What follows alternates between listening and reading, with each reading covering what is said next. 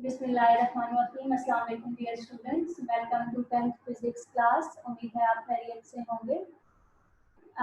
Physics का हमारा unit number 11 theory almost complete हो चुकी थी। आज हमने इसके न्यूमेरिकल प्रॉब्लम्स डिस्कस करने हैं, तो हम देखते हैं न्यूमेरिकल नंबर 11.1।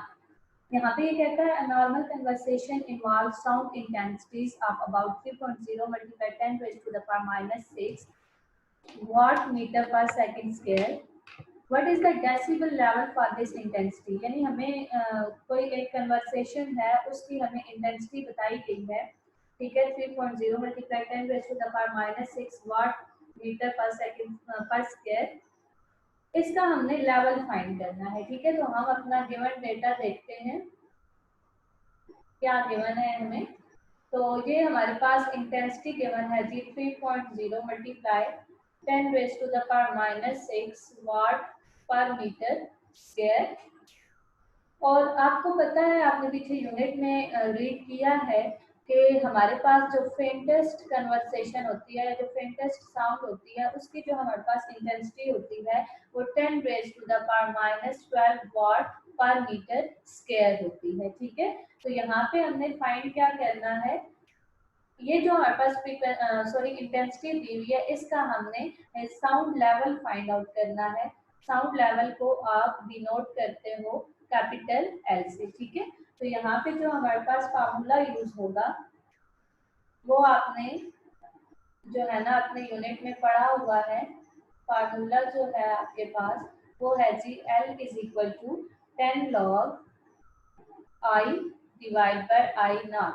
अब आई यहाँ पे क्या है कि जो हमें कन्वर्सेशन की इंटेंसिटी गिवन है वो हम यहाँ पे पुट करेंगे, और आई नॉट की जगह हम कोई भी फेंटेस्ट कन्वर्सेशन है उसकी हम इंटेंसिटी पुट करेंगे। ठीक है, इसके बाद हम अपनी कैलकुलेशंस परफॉर्म करते हैं। तो कैलकुलेशंस में हम क्या करेंगे, वैल्यूज पुट करेंगे। एल को हमने क्योंकि फाइंड करना है, तो 10 log आपके पास आई क्या है 3.0 into 10 raise to the power -6 watt पर मीटर स्क्वायर, और आई नॉट आपके पास गिवन है जी 10 रेज़ टू द पावर -12 वाट पर मीटर स्क्वायर। ठीक है, तो यहाँ पे आप क्या करोगे, सिंपल आप 3.0 यानी इस वैल्यू को यहाँ पे इसके साथ डिवाइड करवाओ।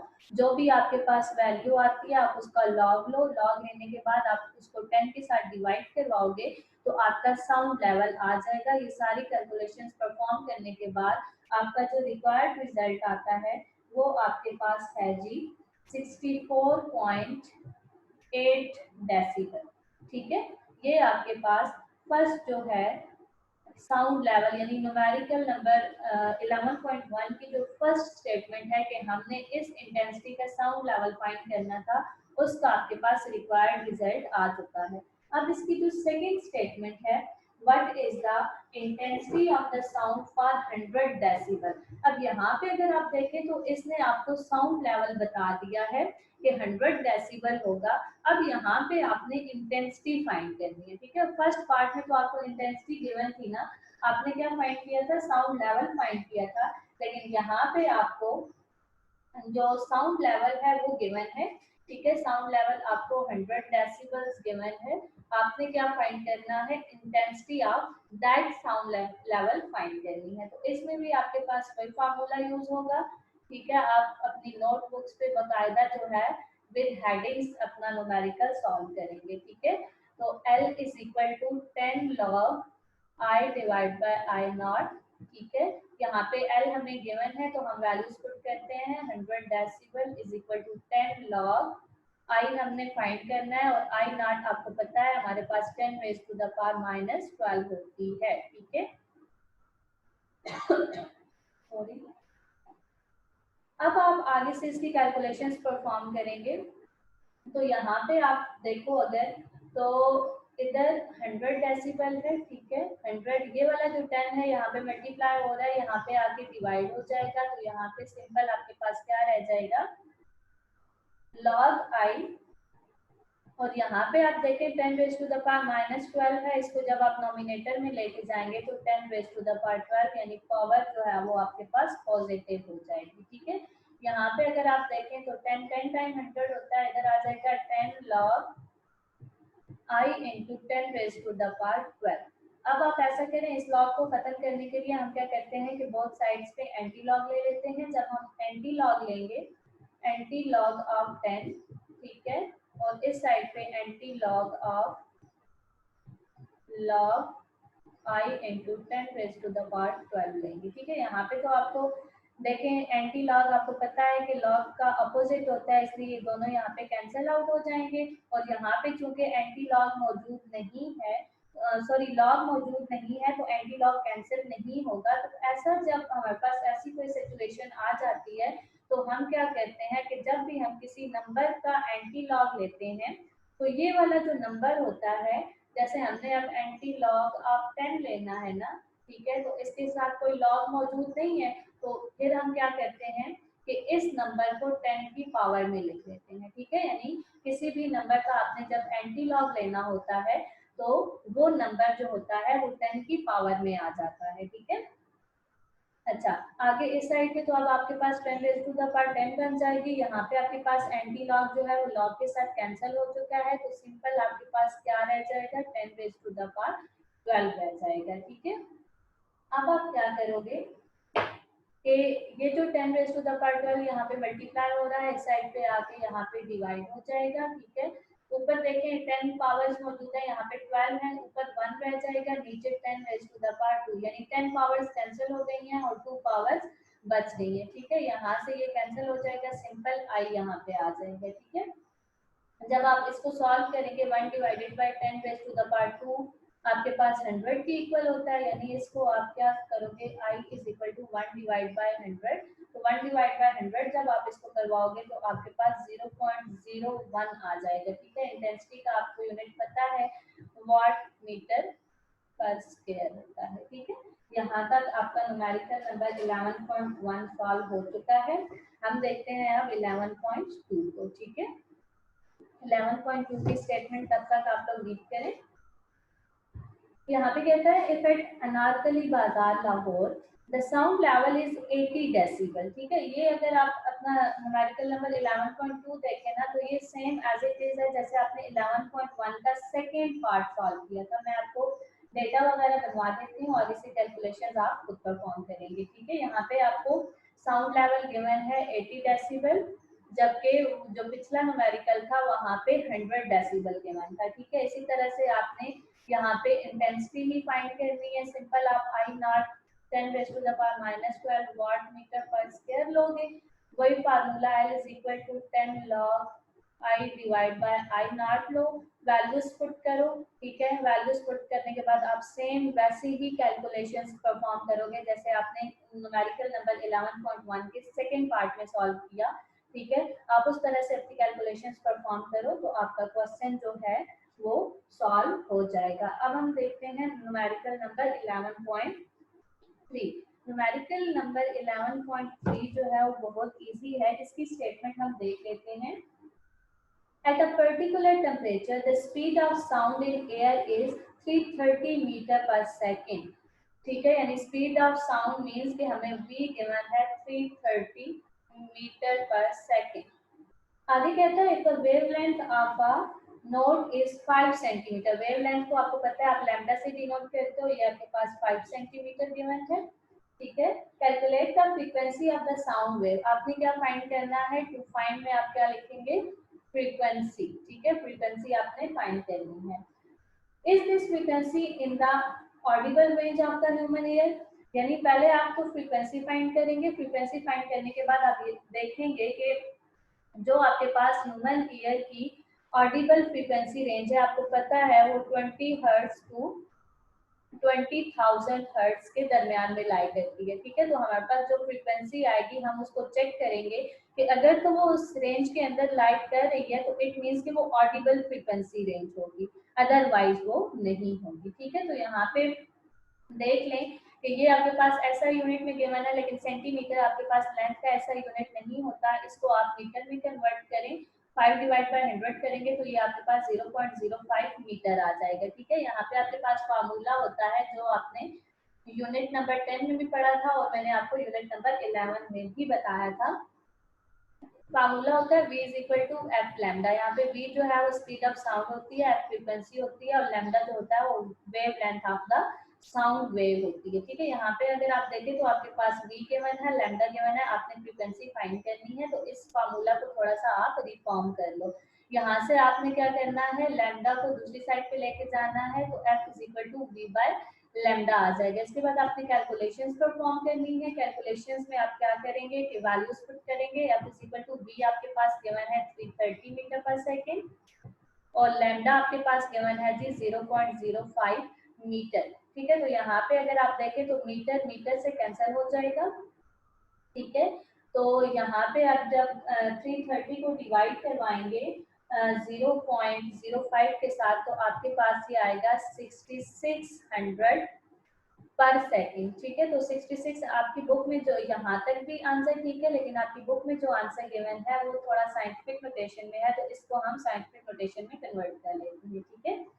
यहाँ पे देखिए पॉइंट आपका यहाँ पे कहीं भी नहीं है, तो जिस नंबर का पॉइंट नहीं होता वो एंड पे होता है, तो इस पॉइंट को आप यहाँ पे फर्स्ट नॉन जीरो डिजिट के सामने लेके आए तो ये 6.6 हो जाएगा। और आप देखें आपने कितने डिजिट्स पॉइंट को शिफ्ट करवाया है, 1 2 एंड 3, तो ये यहाँ पे 10 रेज़ टू द पावर 3 आ जाएगा पर सेकंड। आपको पता है कि फ्रीक्वेंसी का यूनिट पर सेकंड होता है, क्योंकि फ्रीक्वेंसी आपके पास 1/t होती है ना, तो 1/t इट मींस के पर सेकंड, तो ये आपके पास आ जाएगा जी f is equal to 6.6 multiply 10 raise to the power 3 hertz. आपके पास जो पर सेकंड होता है वो इक्वल टू होता है हर्ट्ज, ठीक है। तो यहाँ पे आपकी फ्रीक्वेंसी हर्ट्ज में आ जाएगी। ये आपका न्यूमेरिकल नंबर 11.3 था। अब हम देखते हैं न्यूमेरिकल नंबर 11.4। 11.4 में क्या कहता है, इसकी स्टेटमेंट में बताता है जी a doctor count 72 hertz beat in 1 minute, ठीक है। यानी कोई बंदा है, उसके वो डॉक्टर के पास गया और उस डॉक्टर ने क्या किया कि उसकी हार्ट बीट काउंट की 1 मिनट में 72 टाइम उसका हार्ट जो है वो बीट कर रहा था। हमने क्या करना है, calculate the frequency and period of the heart beat, ठीक है। यानी 1 मिनट में जो है उसने 72 टाइम जो है ना बीट किया, तो हमने ये फाइंड करना है कि एक हार्ट बीट के ऊपर उसका कितना टाइम लगेगा, ठीक है। ये तो टोटल हार्ट बीट है ना 1 मिनट के अंदर 72 है, तो हमने ये फाइंड करना है कि एक हार्ट बीट पे उसको कितना टाइम लगेगा। तो हम यहाँ पे देखते हैं हमारे पास क्या गिवन है। गिवन हमारे पास है जी नंबर ऑफ हार्ट बीट, ठीक है। नंबर ऑफ हार्ट बीट्स आपके पास 72 गिवन है और टाइम आपके पास जो गिवन है वो है जी 1 मिनट। इसको आप सेकेंड्स में लिख लें ताकि हमारे पास एसआई यूनिट्स में आ जाए, ठीक है। हमने फाइंड क्या करना है, एक तो फ्रीक्वेंसी फाइंड करनी है और दूसरा क्या फाइंड करना है, टाइम फाइंड करना है कि एक हार्ट बीट पे कितना टाइम लगता है। तो हमारे पास फ्रीक्वेंसी का एक फार्मूला होता है f is equal to number of heart beat divide by time, ठीक है। यानी जब आप टोटल हार्ट बीट्स को इस टाइम पे डिवाइड करवाओगे तो आपके पास फ्रीक्वेंसी आ जाएगी। वैल्यूज पुट करो 72 डिवाइड बाय 60, तो ये आपके पास आ जाएगा 1.2 हर्ट्ज। ये आपके पास इसकी फ्रीक्वेंसी आ गई है, ठीक है। अब आपको पता है आपने ये फ्रीक्वेंसी तो अब आ गई आपके पास, टाइम आपने फाइंड करना है। तो मैंने पिछले न्यूमेरिकल में भी आपको बताया कि f is equal to 1/t होता है आपके पास, ठीक है।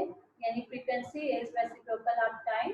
तो यहाँ से अगर हम देखें हमने t की वैल्यू फाइंड करनी है ना, ठीक है। तो t को हम इस साइड पे ले जाते हैं, यहाँ पे ये डिवाइड हो रहा है, इधर आके ये मल्टीप्लाई हो जाएगा और f जो है इधर मल्टीप्लाई हो रहा है, यहाँ पे आके डिवाइड हो जाएगा, तो ये t इक्वल टू 1/f आ जाएगा। अब आप f की वैल्यू पुट करें, f आपके पास क्या आया था 1.2 हर्ट्ज, ठीक है।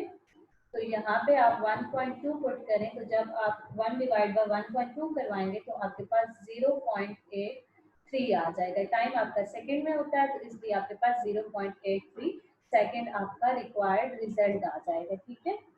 अब हम देखते हैं न्यूमेरिकल नंबर 11.5। 11.5 में क्या कहता है जी, A marine service ship sent a sound wave straight to the seabed. It received an echo 1.5 second later, ठीक है। यानी यहाँ पे आपको टाइम गिवन होगा, time of echo it means की रिफ्लेक्शन। आपको मैंने बताया था कि जब भी रिफ्लेक्शन होती है तो आपके बोलने के कुछ टाइम के बाद आवाज आती है, तो यहाँ पे जो 1.5 सेकेंड लेटर कहा गया तो इट मीन्स कि ये रिफ्लेक्शन हो रही है, ठीक है। The speed of sound in sea water is this, speed of sound आपके पास गिवन है 1500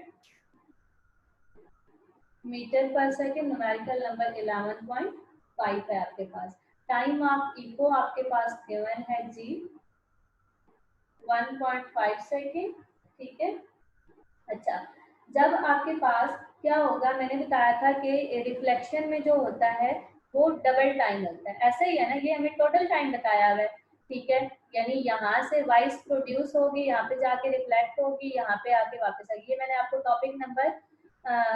टॉपिक नंबर तो मुझे याद नहीं है, टॉपिक था रिफ्लेक्शन का, ठीक है, रिफ्लेक्शन और इको ऑफ साउंड। तो वहां पे भी मैंने आपको बताया था कि जो टोटल टाइम गिवन होता है, जो टोटल डिस्टेंस गिवन होता है, उसको हम डिवाइड बाय 2 करवाते होते हैं। तो यहाँ पे भी हम क्या करेंगे, ये आपके पास 1.5 सेकेंड जो गिवन है वो दोनों साइड्स का टाइम गिवन है, ठीक है। लेकिन हमने time of one side find अगर करना है तो उसको हम क्या करेंगे, 1.5 डिवाइड बाय 2 करेंगे, तो ये आपके पास 0.75 सेकेंड आ जाएगा, ठीक है।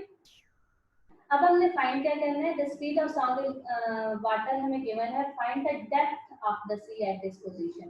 तो हमने फाइंड क्या करना है, डेप्थ ऑफ सी फाइंड करनी है, इट मींस डिस्टेंस फाइंड करना है, ठीक है। Depth of sea it means के डिस्टेंस हमने फाइंड करना है। तो आपको सिंपल सा फार्मूला है, formula S is equal to v t. S भी आप डिस्टेंस को शो करते हो और डी भी डिस्टेंस को शो करते हो। यहाँ मैंने चूंकि डी को कहा है डिस्टेंस, तो मैं यहाँ पे डिस्टेंस इज इक्वल टू आपके पास होता है स्पीड यानी v मल्टीप्लाई बाय t। तो यहाँ पे वैल्यूज पुट करें आप, v आपके पास 1500 गिवन है और t आपके पास 0.75 हमने यहाँ पे फाइंड किया। इसको आप कैलकुलेट करेंगे तो ये 1125 मीटर आ जाएगा आपके पास, ठीक है। ये आपका रिक्वायर्ड रिजल्ट है, ठीक है। यहाँ तक आप अपने न्यूमेरिकल्स को सॉल्व करिएगा। मजीद अगर कोई प्रॉब्लम हुई तो बता दीजिएगा, अगेन से हम डिस्कस कर लेंगे। अपना ख्याल रखिएगा। अल्लाह हाफ़िज़।